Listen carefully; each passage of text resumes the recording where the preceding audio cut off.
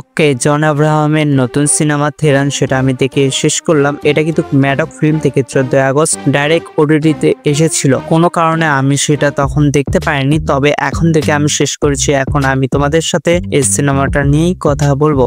তো এই সিনেমাটা কিন্তু একটা ট্রু বেসের উপরে তৈরি করে হয়েছে, মানে এটা সত্যই ঘটেছিল। এটা কিন্তু ইন্ডিয়ায় 2012 সালে যে ব্লাস্টটা হয়েছিল সেই ব্লাস্টের কাহিনী এখানে দেখানো হয়েছে। এখানে জন আব্রাহাম একটা র এজেন্ট বা শাখার মনে করো একজন অফিসার। তো তার এলাকার বা তার শহরে একটা ব্লাস্ট হয়ে যায়। সে ব্লাস্টের কারণে কয়েকটা নিরীহ লোক মারা যায়। তো সেখান থেকে সে মিশনে পড়ে যায়। এই ব্লাস্টটা আসলে কারা করেছিল? তখন আসলে ইন্ডিয়ার সাথে পাকিস্তানের কিন্তু সম্পর্ক তেমন একটা ভালো ছিল না। তো তখন ইন্ডিয়ার প্রায় অধিকাংশ লোকই ভেবেছিল যে পাকিস্তান এই ব্লাস্টটা করিয়েছে, কিন্তু পরে গিয়ে জন আব্রাহাম ইনভেস্টিগেশন করে দেখে এটা পাকিস্তানের কেউ করেনি, এটা করেছে ইরানের লোক। তো এখান থেকে কাহিনীটা পুরো চেঞ্জ হয়ে যায় ভাই। এখান থেকেই জন আব্রাহামের সাথে র এজেন্টে যা যা কাজ করতো তাদের সাথে একটু ঝামেলা তৈরি হয়। এরপরে সে সিক্রেট মিশন নিয়ে ইরানের যে থেরান নামের একটা জায়গা আছে সে জায়গায় মিশনে চলে যায়, আসলে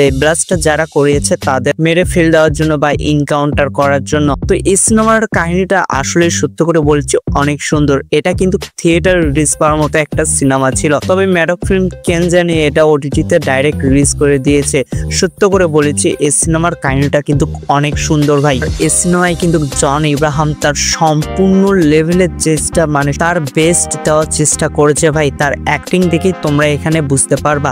আর এই সিনেমায় দুটা হিরোইন আছে যার সম্ভব, কিন্তু আমি তাদের নাম জানি না। তোমরা যদি জেনে থাকো অবশ্যই কমেন্টে জানিয়ে দিও। তো শেষ পর্যন্ত গিয়ে জন আব্রাহামের সাথী কারা কারা মারা যায়, জন আব্রাহাম যারা ব্লাস্ট করেছিল নাকি করেনি, তাদেরকে হত্যা করতে পারে নাকি পারে না, জন আব্রাহাম আসলে কিভাবে ইরানে গিয়ে পৌঁছালো, ইরানে পৌঁছানোর পর তার সাথে কি কি ঘটনা ঘটে না ঘটে, এসব কিছু তোমরা এই সিনেমায় দেখতে পারবা। এই সিনেমার রানিং টাইম 1 ঘন্টা 50 মিনিট। হ্যাঁ, তোমরা সবাই ঠিকই শুনেছো।